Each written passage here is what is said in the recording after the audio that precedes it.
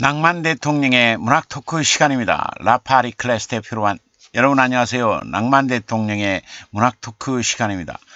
낭만 대통령의 문학 토크는 맞춤법 띄어쓰기 우리말 코너, 글 교정 코너, 표현 기법, 명작 감상 코너로 이어집니다.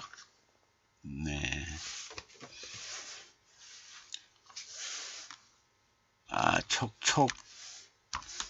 촉촉이 깊숙이 오롯이 소롯이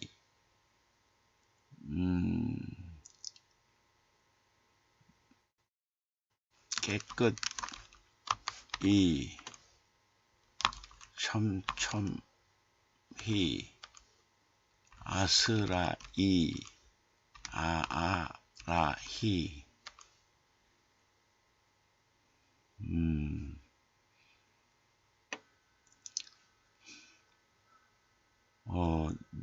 늪속 숲속 물속 땅속 가슴속 마음속 촉촉이 깊숙이 오롯이 소롯이 깨끗이 촘촘히 아스라이 아라이 늪속 숲속 물속 땅속 가슴속 마음속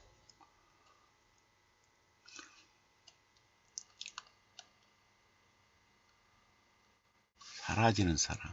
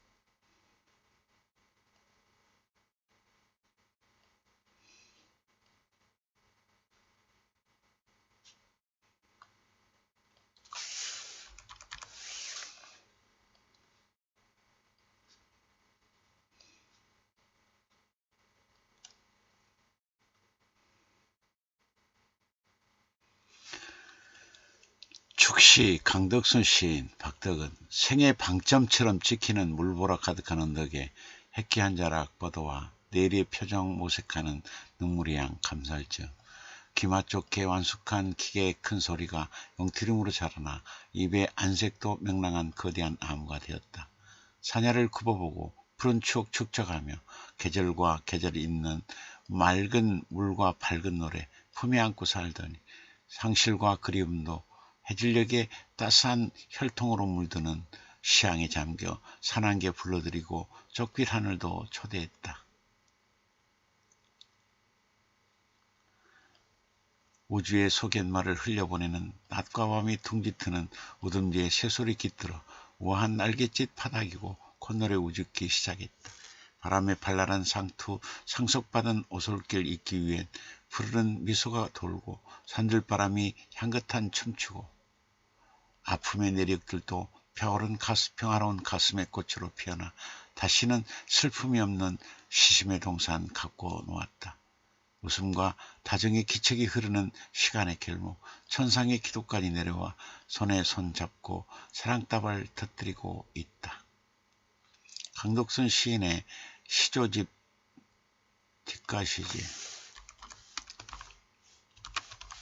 뒷가시집 출간을 축하하며 강덕 시인은 전남 한평에서 출생했다. 그녀는 월간지 문학공간 시조 부분 뒷가시 대상을 받아 문단에 데뷔하였다.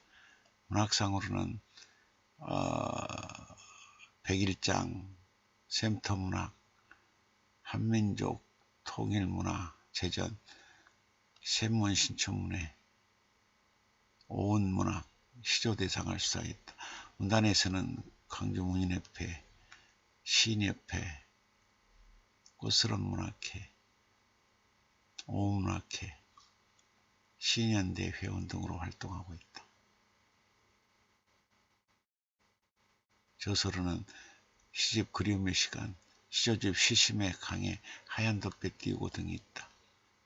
자, 그러면 지금부터 강덕순 뒷가시 작품 세계 속으로 들어가 보도록 하자.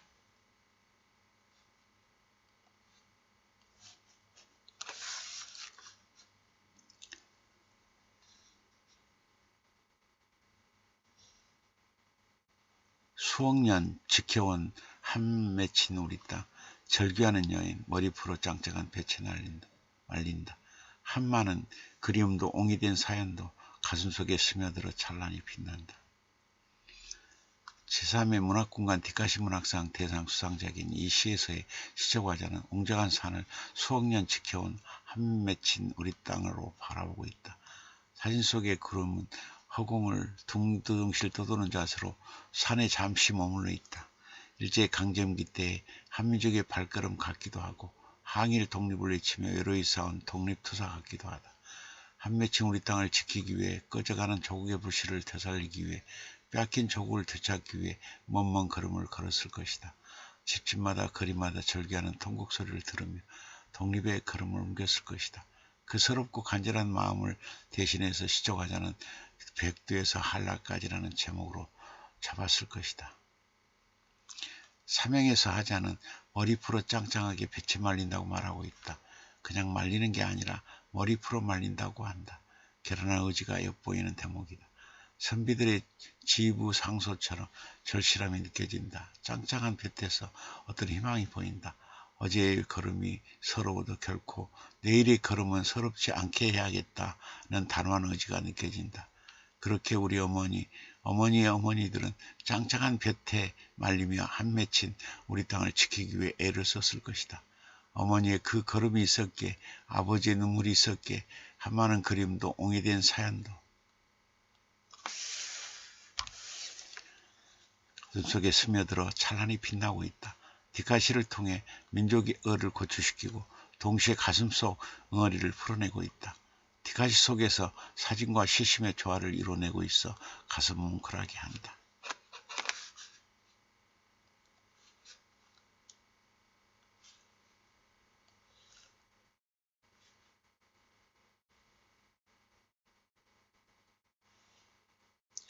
뭐 그리 바쁘다고 계급품 물고 따라올까? 느려도 빨라도 괜찮아. 세월이 부르는 대로 가면 되니까.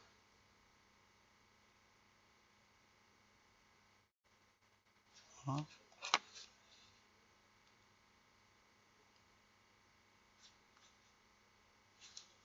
잘못됐다.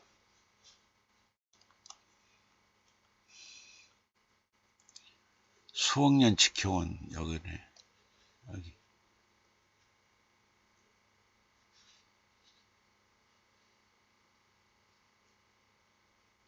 요거. 수억 년 지켜온 한맺힌 우리 땅. 절규하는 여인. 머리 풀어 짱짱한 볕에 말린다. 한마는 그림도 옹이된 사연도 가슴속에 스며들어 찬란히 빛난다.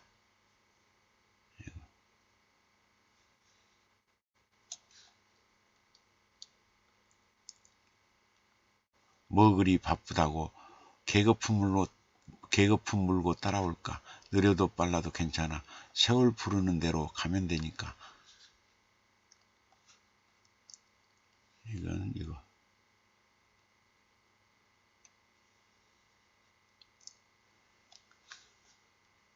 이 디카시스의 시적 화자는 배가 지나간 뒤에 물결을 바라보며 인생을 내려다보고 있다. 물결을 일으키며 앞서가는 배는 바쁘게 돌아가는 세상사 같다. 나이가 들면서 인터넷에 적응하는 것도 버거운데 이제는 매장에 설치된 키오스크를 어쩔 수 없이 익혀야 한다. 키오스크를 익히면 현대문명의 도착점에 도달하는 것일까? 아닐 것이다. 내일은 또다시 새로운 문명이 우리의 발걸음을 혼란스럽게 할 것이다. 내일이라는 길목에서 잠복하고 있는 문명이 불쑥 우리에게 다가올 것이다. 일행에서 시적화자는 뭐 그리 바쁘다고 계급품 물고 따라올 거라고 묻고 있다. 우리의 모습을 간단 명료하게 표현하고 있다. 그러면서도 위트가 느껴진다. 맞다. 우리는 모두 계급품 물고 따라가고 있다. 변하는 세상사를 따라잡기 위해 아등바등 나아가고 있다. 그런 모습을 시적화자는 계급품 물고라고 표현하고 있다. 한 발짝 떨어져서 바라보고 있는 시적화자의 시선이 멋지다. 그 마음이 여백인 것이다. 제목에서 시적화자의 철학과 깊이가 엿보인다. 세상이 요구하는 인생의 정답을 맞추기 위해 달릴 필요는 없다. 우리는 모두 우리만의 답을 찾아가면 된다. 나의 걸음이 닿을 수 있는 답을 찾아가면 된다. 우리의 답은 늘 우리의 걸음 그 언저리에 있었다. 되돌아 다시 생각해보면 느려도 괜찮은데 어찌 그랬을까? 세월이 부르는 대로 가면 되는 것을 어찌 서둘렀을까? 여복 없이 살아온 인생들에게 쉼표의 소중함을 일깨워주고 있다. 부옇게 거품 물다가 다시 흔적 없이 사라지는 파도의 모습에서도 많은 생각을 하게 하고 있다.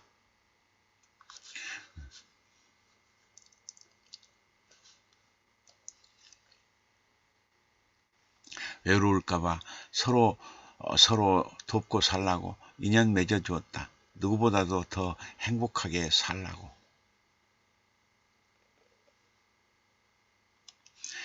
이 디카시의 시적화자는 섬과 섬을 연결하고 있는 다리를 바라보고 잠시 행복해하고 있다. 사진 속 저 다리로 졸고 있는 갯가의 안부가 건너가고 길이 되고 싶은 간절함이 건너가고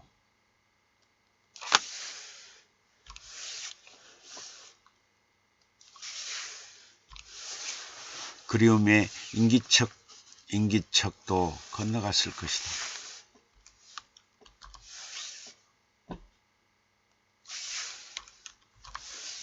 그렇게 안부와 간절함과 인기척은 두 섬을 연결해주며 외롭지 않게 해주었을 것이다. 중매를 디카시라는 새로운 장르를 통해서 해석해내는 솜씨가 멋지다.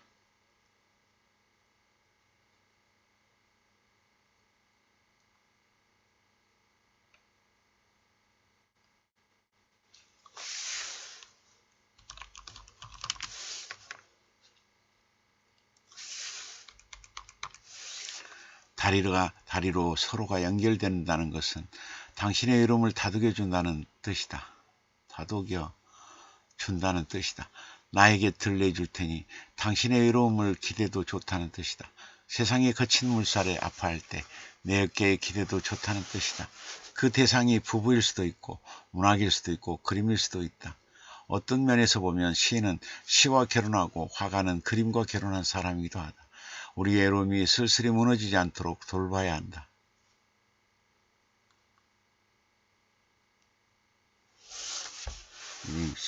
않도록 돌봐야 한다. 돌봐줘야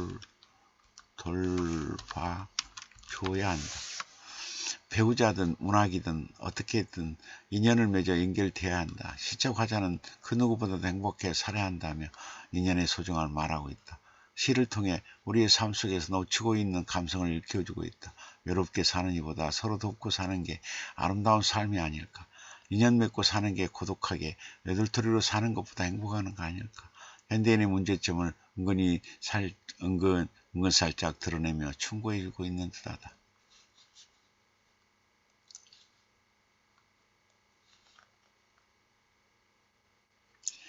헤어지면 안 돼. 우리는 한 몸 한 뜻이야. 흩어지면 안 돼. 우리에겐 꿈이 있잖아.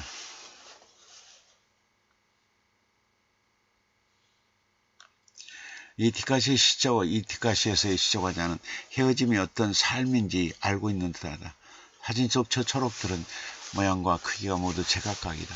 다름의 표정을 짓고 있으면서도 스스럼없이 어깨동무를 하고 있다. 서로의 어깨를 맞댄 푸른 연대가 환하고 화사하다. 홀렸다면 저 푸른 연대를 완성하지 못했을 것이다. 뿌리부터 줄기 그리고 잎까지 초록의 절정으로 물들어 푸른 연대를 완성하기까지 어찌 어려움이 없었을까. 아픔의 고비마다 우리는 한 몸 한 뜻이야 라는 다짐을 하며 여기까지 왔을 것이다. 고난이 있을 때마다 어울림이라는 화두를 붙들고 이겨냈을 것이다. 봄을 맞이하며 초록으로 눈뜨는 저 화사함이 한 가족처럼 단란해 보이기도 하고 한 민족처럼 대견해 보이기도 하고 보수와 진보의 의견이 분분해도 우리는 한 나라 국민이기에 한 뜻으로 나아가야 한다. 아름다운 대한민국이라는 꿈을 이루기 위해 양보하며 나아가야 한다.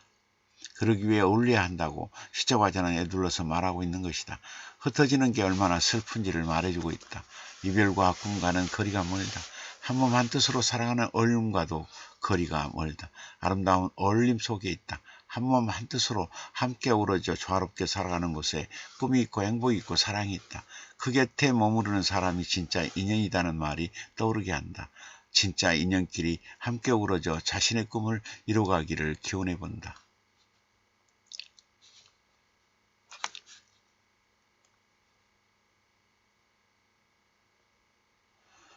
너의 황홀경에 퐁당 빠져버린 하늘, 하루 종일 호수 밖으로 나올 줄 모르나 보다.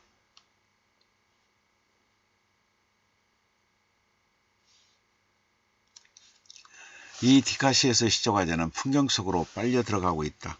이 시는 시작부터 강렬하다. 너의 황홀경에 퐁당 빠져버린 하늘에서 숨이 딱 멎을 것만 같다. 첫눈에 반한 것은 분명하다. 나에게는 너만 보이며 나의 모든 생각은 너에게로만 향한 것이 분명하다. 그렇지 않고서 어찌 퐁당 빠질 수 있을까? 대상을 너라고 하지 않고 너의 황홀경이라고 말하고 있다. 상대에게 흠뻑 젖어든 시적화자의 마음을 짐작할 수 있는 대목이다. 디카시의 매력이 물씬 풍긴다.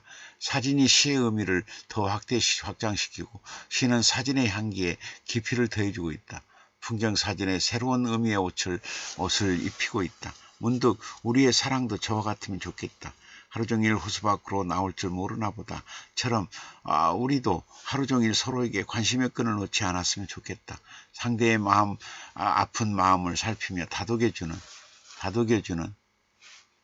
그런 사랑이면 좋겠다. 그래서 먼 훗날 추억이 아름다운 풍경으로 서로에게 자리 잡았으면 좋겠다. 시적화자는 그런 마음을 담아 풍경이라는 제목으로 한 것일까?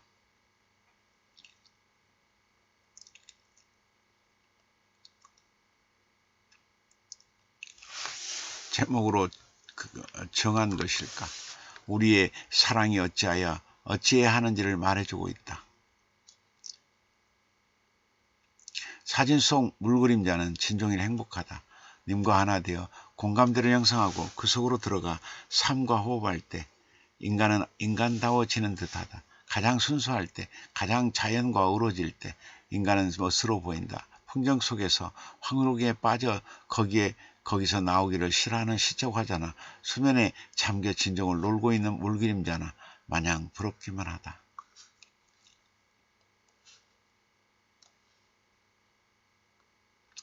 언제까지 기다리면 될까요? 달이 가고 해가 바뀌어도 보고 싶은 그 사람 얼굴 한번 볼 수 없어라. 언제쯤 폭운이 날 안아주려나. 이 디카시의 시적 화자는 새 한 마리가 마냥 기다리고 있다.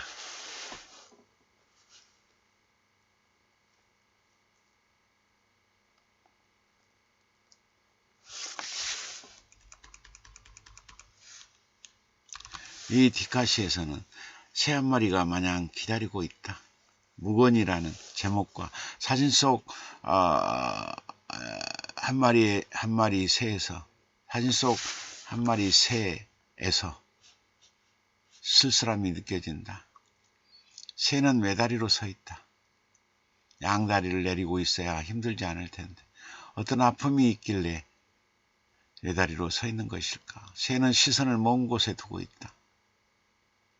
누구를 기다리고 있는 것일까? 새가 서 있는 자리는 텀비밖에 않는 곡선의 구조물이 두 개나 있다.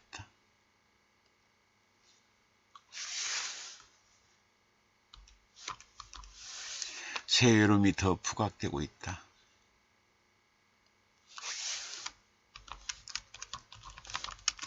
때문에 새 외로움이 더 부각되고 있다. 시적 화자는 언제까지 기다리면 될까요? 라고 묻고 있다.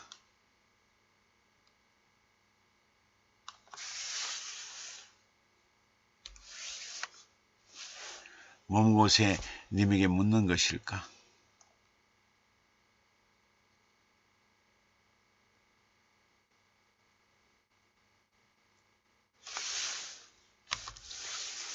먼 곳에 있는 님에게 묻는 것일까? 자신에게 묻는 것일까? 둘 다일 것이다.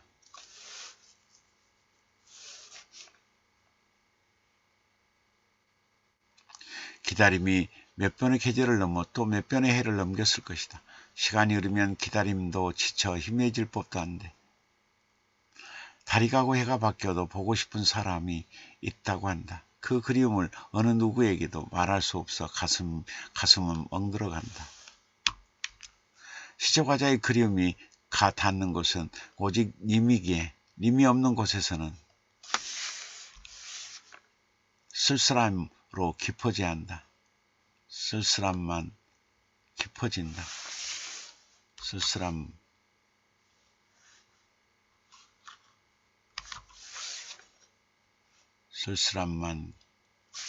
쓸쓸함만 깊어진다.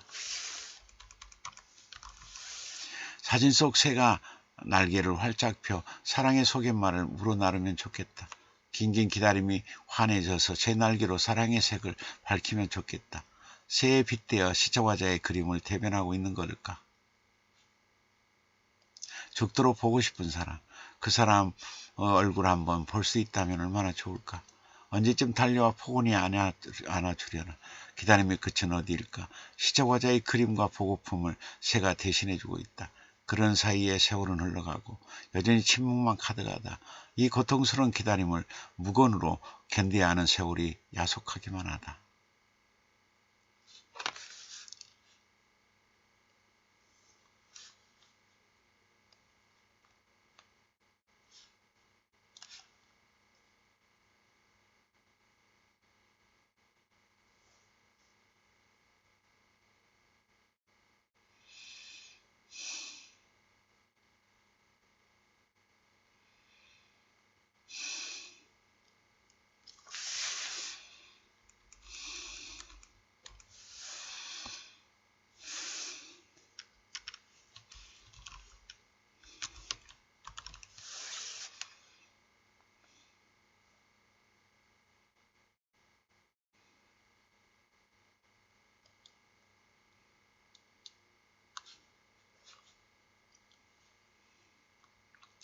잘 익은 과일이 어느 정도 기간, 잘 익은 과일은 어느 정도 기간이 필요하다. 어느 정도 기간이 필요하다.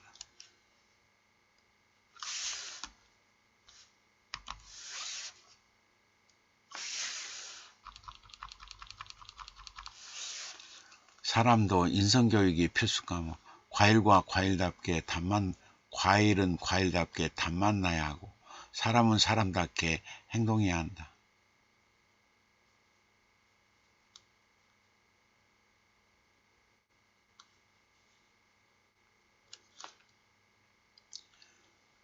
이 디카시에스의 시조과자는 숙성의 필요성과 아름다움을 강조하고 있다. 항아리의 뚜껑을 열면 곰삭은 달빛과 감기 머금은 어머니의 말씀이 불쑥 나올 것만 같다. 숙성될 때까지 해와 달이 수없이 걸음을 하는 낮과 밤이 한없이 흘러갔을 것이다.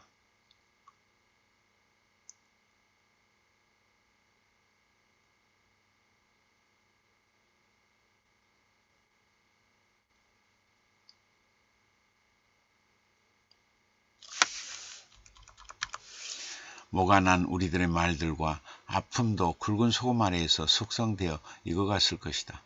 상처로 인한 쓰나림이 고통스러워 불쑥 화가 나기도 하지만 저울로 깊어지며 우리는 성장하고 성숙해야 한다. 어둠을 견디고 눈보라를 이겨야 장독대의 깊은 맛이 나듯이 혀끝에서 화사해진 말투가 꼽힐 때까지는 우리도 성숙해져야 한다. 아무도 없는 항아리 속 같은 외로움을 건너야 한다. 잘 익은 과일이나 된장이나 간장은 어느 기간 동안 숙성의 시간이 필요하다. 사람의 인성교육도 마찬가지다. 과일이 과일답게 숙성을 통해 단맛 나야 하듯 사람은 사람답게 인성이 숙성돼야 하고 그리하여 사람답게 행동하게 될 때 비로소 인격체가 된다. 그런 인격체만이 리더가 될 수 있다. 미성숙한 이들이 설치는 세상, 그런 자들이 리더인 척하는 세상을 질타하고 있는 듯하다.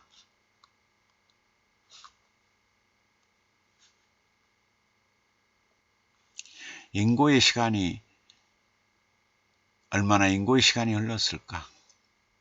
한때는 보송보송 예쁘게 살이 쪄 있었을 텐데 그저 흐르는 세월이 아쉬울 뿐. 이 디카시에서의 시조과자는 인고의 시간에 대한 경외심을 내보이고 있다. 드러난 나무의 뿌리가 부모님의 앙상한 손등 같기도 하고 굽어진 등 같기도 하다. 슬픔과 눈물을 실어 나르던 뿌리의 표정이 거칠고 투박해 안쓰럽다. 밤낮으로 물관을 통해 안간힘을 잎과 가지에 올려보냈을 텐데 누렇게 피어난 나뭇잎들은 뚝 떨어졌을 것이다.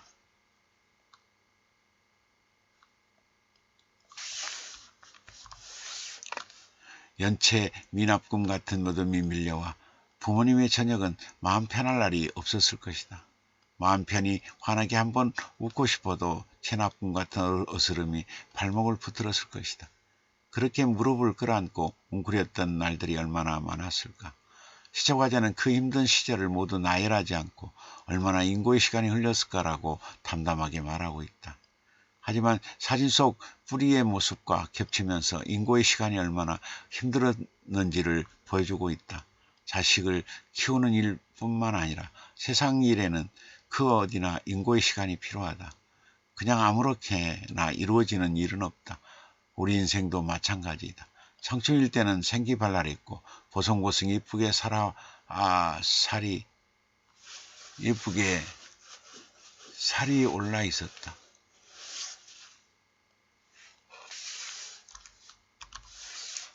하지만 흐르는 세월은 모든 걸 변하게 한다. 앙상한 뼈대만 남게 하고 오락부락한 힘줄만 솟게 한다. 여기서 인생의 무상함을 느끼게 된다. 그게 아쉬울 뿐이다. 그럼에도 불구하고 우리는 인고의 시간에 대한 경외심을 갖게 되어 새 출발을 할 수 있게 된다.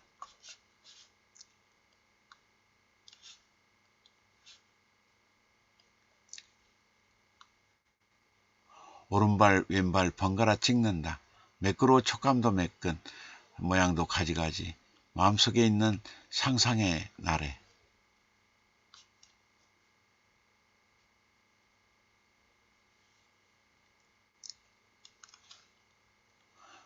이 디카시에서의 시조과자는 황토 깔린 길을 걷고 있다. 맨발로 걷는 사진 속 사람은 성인으로 보인다. 오랜만에 휴일을 맞이하여 산을 찾은 것 같다. 신발을 벗으면서 아등바등 살았던 이 하루의 무게도 벗었는지.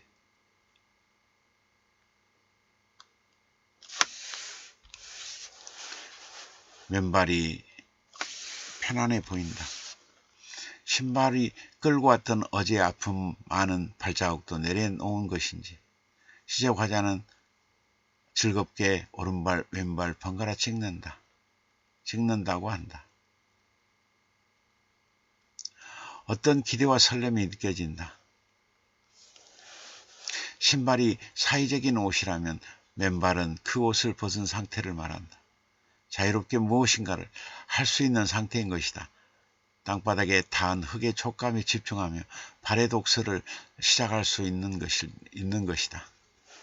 그래서일까 발의 독서는 매끄러워 감촉도 매끈 모양도 가지가지 말하고 있다. 화자의 자유로운 영혼이 숨을 쉬고 있다. 사회에서 지위를 얻고 자리를 차지하기 위해 우리는 살아가지만 한 번쯤은 그 사회적인 옷을 벗을 필요가 있다. 내가 느끼고 찍어내는 인생 도장이 필요하다. 바쁜 인생 속에서 모처럼 마음의 여유를 즐기는 시간, 소중히 간직하고 싶어진다.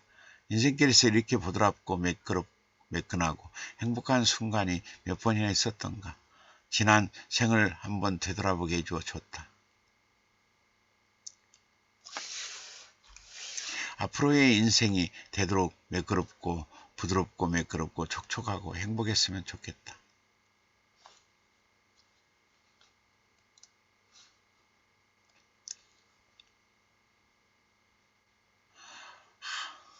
하얀 눈 속에서 얼마나 버티고 지냈을까? 어떻게 나왔을까? 언제 나왔을까? 어디서 왔을까? 이 디카시의 시적 화자는 복수초에 대한 경외심을 드러내고 있다. 복수초는 봄의 전령사다. 꽁꽁한 겨울 속에서 저 노란 빛은 어디에 숨어 있었던 것일까? 어떻게 흰눈에 무거운 눈꺼풀을 들어올리며 봄의 눈을 뜬 것일까?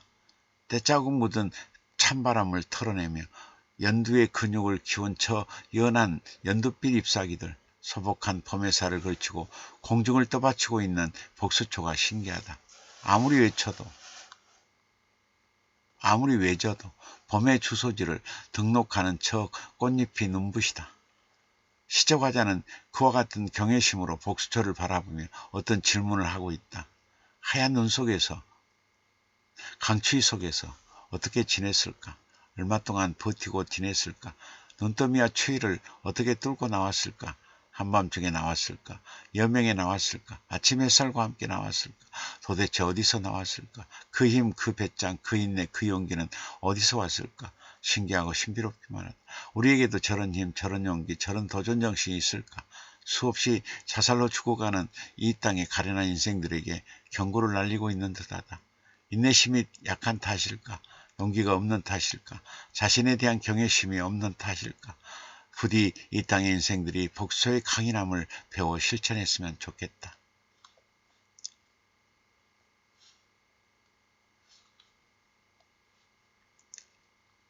고사리 손 내밀고서 반겨주는 이쁜 아기, 손 내밀어 반겨주니 정말 고마워.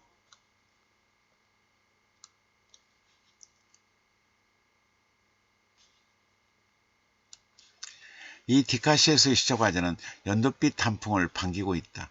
힘들게 내디딘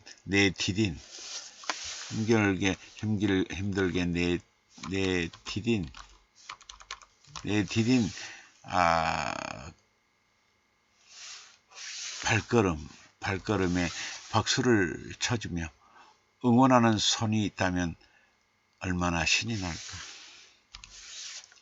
까맣게 타는 소구름이 조금은 잦아들 것이다. 평가하지 않고 비난하지 않고 비교하지 않는 그런 눈으로 그저 응원해 준다면 얼마나 좋을까. 수도 없이 내일을 포기하고 싶은 마음을 추스리며 일어섰을 텐데 그런 환영의 손길이 있다면 얼마나 따스할까.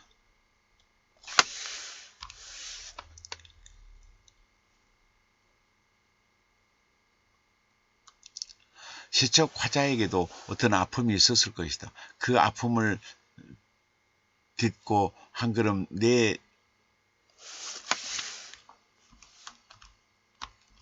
디디는 아침이 버거울 것이다.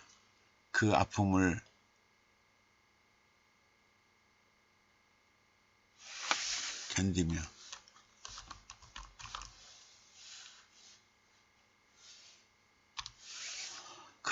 견디며 한 걸음 디디는 아침이 버거웠을 것이다. 그 버거운 마음에 손을 내미는 이가 얼마나 고마웠을까. 고사리 손 내밀고서 반겨주는 이에게 시적 화자는 고마움을 전하고 있다. 어른의 손이 아닌 고사리 손이다.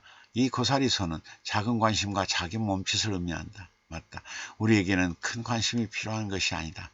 작은 관심에 우리는 감동을 받는다. 인생의 길을 걷는 동안 손 내밀어 반겨주는 이 없을 때 오는 외로움과 슬픔이 크지 않을 수 없다. 연두빛 단풍은 순수하고 청아하다. 순수로 손 내밀이 맑다. 청아하게 반겨주니 밝다. 마치 동심을 깨하는 듯 마음이 평온하다. 진정으로 반겨주니 마음 문이 열리고 감성이 뿌듯해진다. 순수로 반겨주는 환영의 몸짓이 있는 곳이 바로 천국이다. 이 땅에 사는 동안 이 천국을 자주 만나기를 소망해 본다.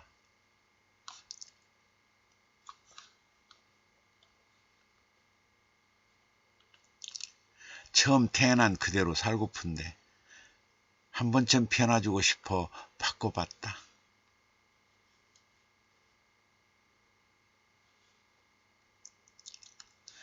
이 디카시에서의 시적 화자는 민들레 호씨를 바라보며 새로운 삶을 연상하고 있다.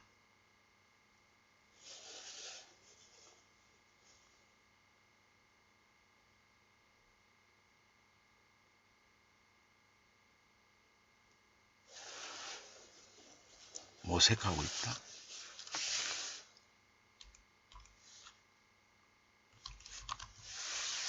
민들레는 노란 빛으로 한 생을 산다. 노란 걸음, 노란 만남, 노란 인연으로 평생을 산다. 생애의 끝자락을 앞두고 문득 민들레는 무언가 아쉬웠을까? 뭔가 산기슭에서 핀 외로움이 서글펐던 것일까? 산기슭에 핀 외로움, 크게 서글펐던 것일까? 생의 뒤안길에서 만난 다시 오지 못할 사랑을 붙잡고 싶은 것일까? 그것이 무엇인지 알 수 없지만 시적 화자는 어떤 결심을 한다. 노란 빛으로 물들었던 삶과는 다른 삶을 살겠다고 다짐을 한다. 어디서 그런 용기가 솟구쳤을까? 이전의 삶과는 전혀 다른 삶일 텐데. 두려움을 이겨내고 새로운 도전을 하는 시적 화자에게 박수를 보내고 싶다. 변화하고자 하는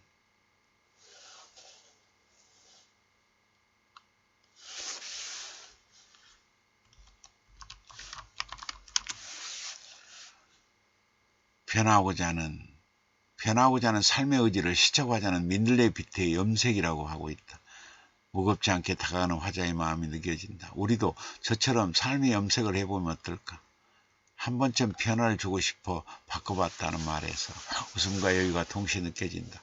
늙어가는 삶, 어쩔 수 없는 인생길, 막을 수가 없다. 하얀 홀씨를 삶의 색을 바꾸는 염색으로 해석하는 시적 화자가 멋져 보인다. 그 어떠한 인생길에서도 밝음과 유머와 여백을 잃지 않는 삶, 그 길을 가라는 시적 화자의 고민인 듯하다. 절망보다는 인식의 변화, 새로운 해석, 발견의 기쁨과 함께 인생을 꾸려나가라는 깃발이 고맙기만 하다.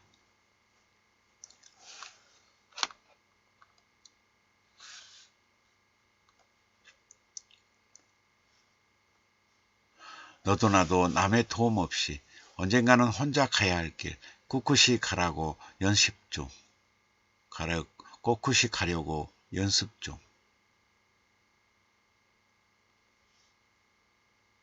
이 디카시에서의 시적 화자는 홀로서기의 가치를 일깨워주고 있다. 사진 속 자목련 꽃 자목련 꽃 중에서 유독 한 송이만 크고 붉다. 홀로 서기를 강조하기 위한 시적 화자의 의도가 엿보여 멋지다. 홀로 서기는 저처럼 당당하고 멋질 수 있다는 뜻일 게다.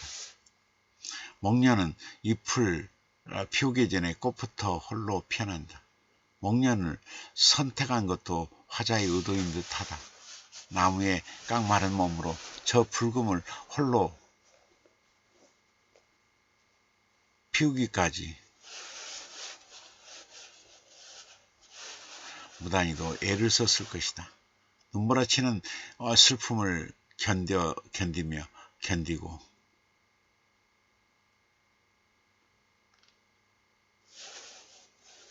겨울비 내리는 아픔을 견뎌야 목련꽃은 피어날 수 있다. 저 붉음의 방에는 울음한 점, 좌절한 점, 도전한 점이 들어있을 것이다. 달이 차오르며 부푸는 서러움을 홀로 견뎌야만이 꽃을 피워낼 수 있는 것이다. 너도 나도 남의 도움 없이 홀로 서기, 언젠가 혼자 가야 할 길, 꿋꿋이 가려면 홀로 서기를 연습할 필요가 있다. 언제까지 남에게 의존하여 살아갈 수는 없지 않은가. 마지막 죽는 그 순간까지 홀로 서기를 할 수 있다면 얼마나 좋을까. 그러기 위해선 우선 건강을 지킬 필요가 있다. 홀로 서기 위해서 모든 준비를 해야 한다. 몸 건강, 마음 건강, 영혼 건강까지 챙겨야 한다. 하루하루 그 건강을 위해 부단히 노력해야 한다. 저 목련처럼 꿋꿋이 당당하게 서 있기 위해선 모든 잘못된 습관, 나쁜 습관을 고쳐야 한다.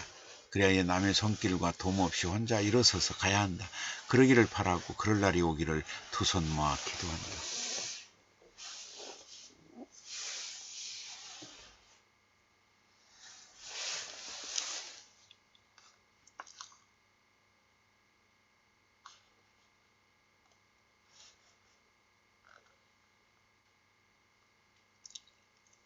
맨 처음이 가장 중요한 거야. 한 방울의 물이 시작인 것처럼 골짜기 지나 냇물에서 강으로.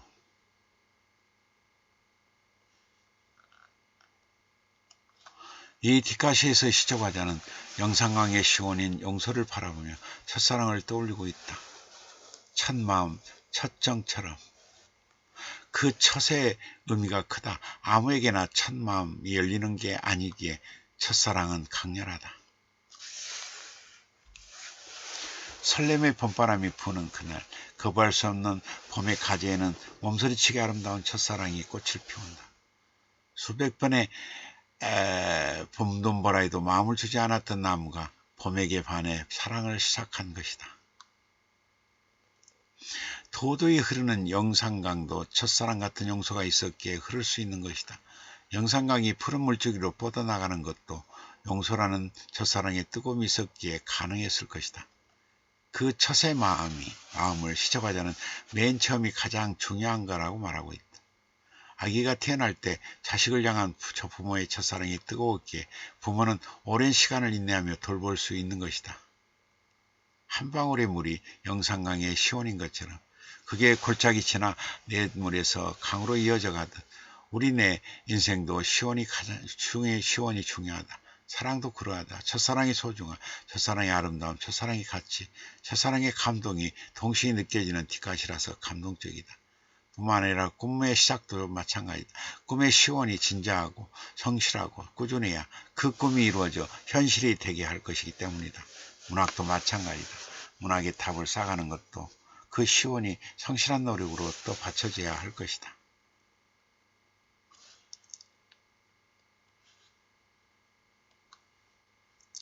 내가 가더라도 한때는 목청 높여 노래 부르고 살았다는 흔적 남기고 가고 싶다.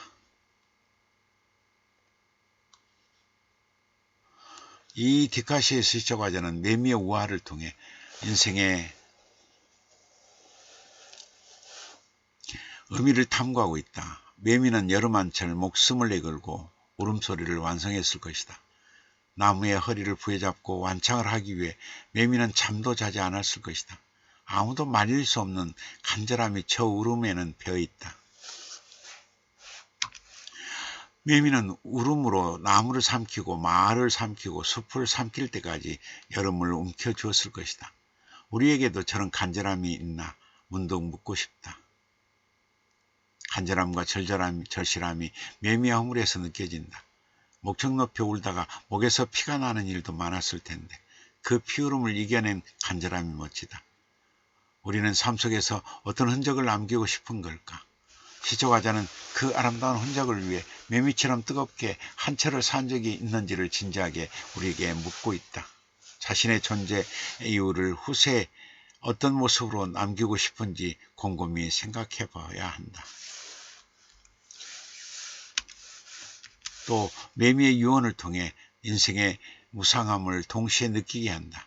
그 흔적을 아무리 강조한다 해도 그걸 바라보는 이들이 아무런 감흥을 갖지 못한다면 그 유언이 무슨 가치가 있을까? 인생 무상이란 말이 떠올라 좀처럼 사라지지 않고 맴돌고 있는 이유는 뭘까? 혹시 인생 무상을 강조하고자 이 시가시를 썼던 건 아닐까? 그런 생각이 든다. 지금까지 살펴본 바처럼 강덕순 시인의 티카시들은 티카시의 특질들을 고루 갖추고 있어 독자들에게 감동을 주고 있다. 이처럼 티카시는 디지털 사진과 시가 잘 어우러져 디코롬의 맛과 멋을 선물해 주고 있다. 우선 사진들은 시적 형상과 조화롭게 손잡고 있어야 한다. 가능하면 사진이 대각선 구도가 나오도록 찍혀야 한다. 평행으로 찍지 말고 약간 역동적으로 찍히도록 애써야 한다. 또한 사진이 다시 찍을 수 없는 장면을 포착할 수 있도록 장면을 포착할수록 더 가치가 있다. 지금 찍지 않으면 안 될 찰나의 사진일수록 안 될 어떤 찰나의 사진일수록 찍지면 안 될 찰나의 사진일수록 더욱 빛을 발한다. 사진은 초점이 잘 맞아 선명해야 한다. 되도록 화소가 높아야 한다. 핸드폰 구입할 때 최대한 화소가 높은 것을 구입해야 한다. 카메라를 들고 다니며 사진 찍는 습관을 높여도 좋다. 사진은 시인 자신이 직접 찍어야 한다.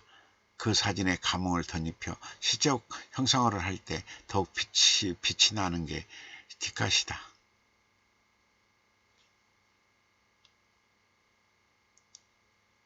뒷가시의 제목은 사진의 주요 소재를 피해야 한다. 국화를 집어넣고 제목을 국화로 하는 건 바람직하지 않다. 제목은 사진의 주요 소재를 피하여 상징으로 붙이는 게 더 좋다. 뒷가시를 빛내주는 건 역시 시적 형상화이다. 단순한 서술로 가지 말고 풍경을 설명하는 식으로 하지 말고 이미지 구현을 해 놓아야 한다. 마치 그림처럼 그려 독자의 가슴과 피부에 그림을 새겨 주어야 한다. 그게 피부처럼 느껴지도록 섬세히 안내해야 한다. 이왕이면 사물을 새로운 각도로 해석해 놓아야 한다. 기존의 시각과 시야로 해석하면 기시감이 들고 신선하지 못하다. 새로운 해석일수록 뒷가시는 반짝이는 보석이 된다. 그러면서 다채로운 감성의 세계를 선보여야 한다. 동시에 감동의 전율이 일도록 물꼬를 터놓아야 한다. 인생은 이런 거구나 하며 깨달음에 이르도록 오솔길을 개척해야 한다. 어떤 깨달음에 이르도록 그 오솔길을 걸으면서 사색의 의미방울을 맛보도록 해주면 더욱 좋다. 강덕순 시인의 뒷가시들이 이런 맛과 멋을 독자에게 선물해 주고 있어 행복하다. 앞으로 제2, 제3의 뒷가시집을 통해 독자들과 더욱 친밀하고 행복한 동행을 해 주었으면 좋겠다. 사회 봉사활동으로 바쁜 일정 속에서도 꾸준히 시창작 활동을 해온 지금처럼 여생 동안 글쓰기와 함께하는 작가로서 보람찬 인생을 엮어가기를 소망해 본다.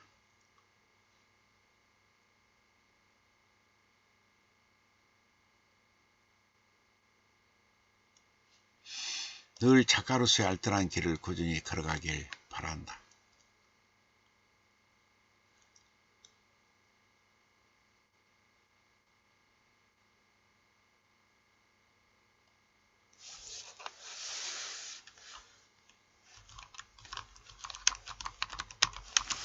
강덕순 시인이 사회 봉사활동으로 바쁜 일정 속에서도 꾸준히 시 창작을 해온 지금처럼 여생 동안 글쓰기와 함께 작가로서 보람찬 인생을 엮어가기를 소망해 본다. 늘 작가로서의 늘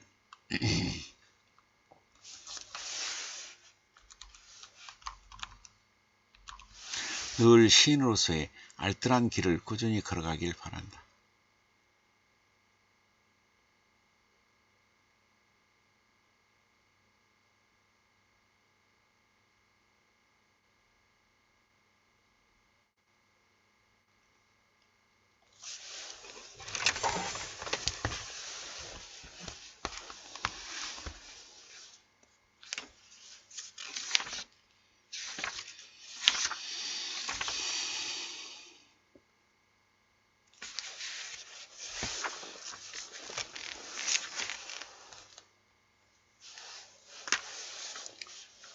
도덕의 숭고.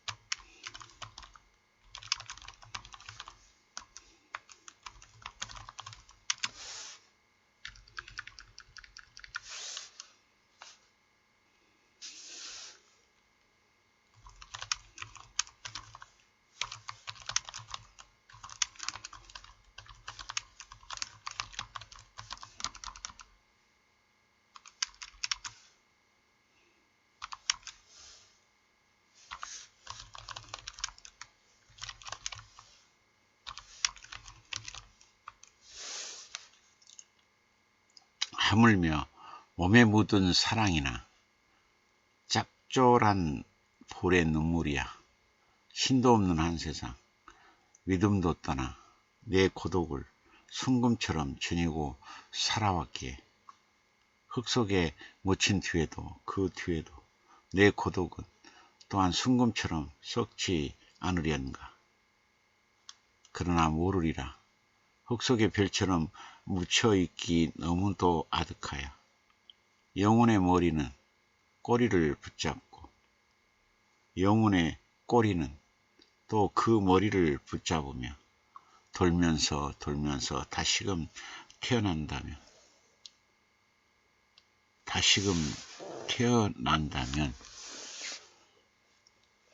그제 내 고독은 더욱 굳은 순금이 되어 누군가의 손에서 천년이고 만년이고 은밀한 약속을 지켜주든지 그렇지 않으면 안개 낀 밤바다의 보석이 되어 뽀야다란 밤고동 소리를 들으며 어디론가 더욱 먼 곳을 향해 떠나가고 있을지도.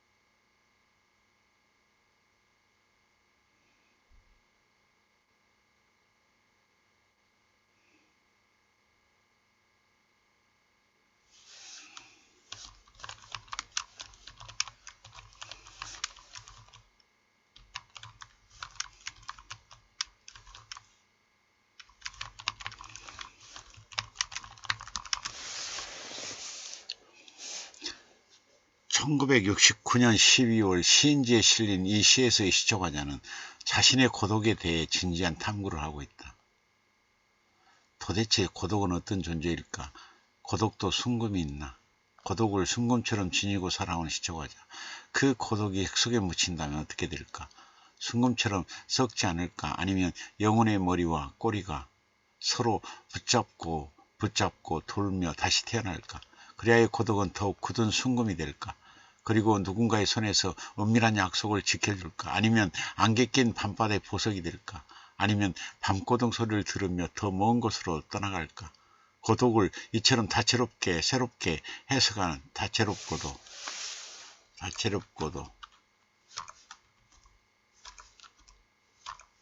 새롭게 해석하는 시가 또 있을까?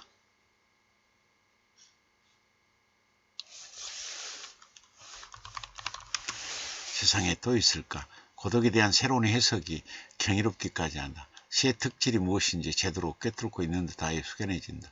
김영석 시인의 낯설게 하기가 더욱 빛을 발하고 있는 듯하다. 이 시를 통해 독자들이 고독에 대해 더욱 경외심을 갖고 또 보다 더 친숙해지려 할 것 같다. 고독과 시를 동시에 사랑하게 될 것 같은 애감이 든다.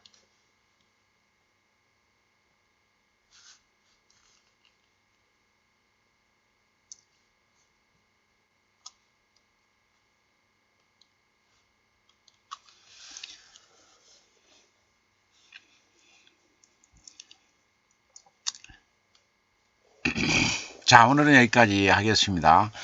여러분, 낭만 대통령의 문학 토크 시간 여러분들이 경청해 주셔서 감사합니다. 여러분 안녕, 오르마, 사요나라, 비더젠, 굿바이, 바이바이.